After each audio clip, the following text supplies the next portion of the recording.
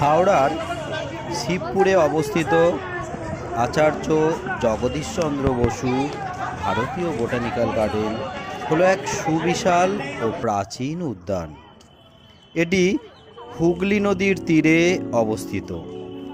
এখানকার মহা বটবৃক্ষটি হল প্রধান আকর্ষণের কেন্দ্রবিন্দু।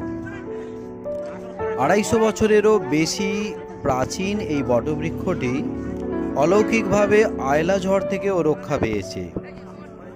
এর প্রায় 4000-এরও বেশি শাখামূল আছে। একটা সংক্রমণের পর অবশ্য 1925 সালে এর মূল কাণ্ডটাকে সরিয়ে দেওয়া হয়। এখানে প্রায় 12,000-এরও বেশি বিরল ও বিদেশি উদ্ভিদের সংগ্রহ রয়েছে।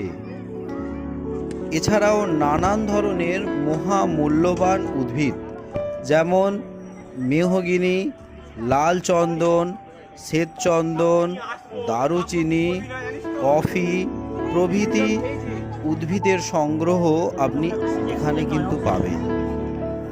এটি উদ্ভিদপ্রেমী ও প্রকৃতিপ্রেমী পর্যটকের জন্যে একটা দারুণ জায়গা।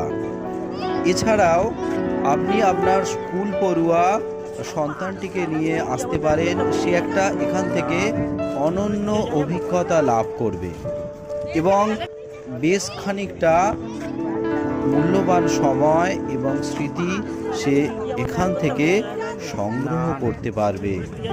এইখানকার পরিবেশ, এইখানকার অনন্য উদ্ভিদ এবং পারিপার্শ্বিকতা আপনাকে কিন্তু মুগ্ধ করবেই।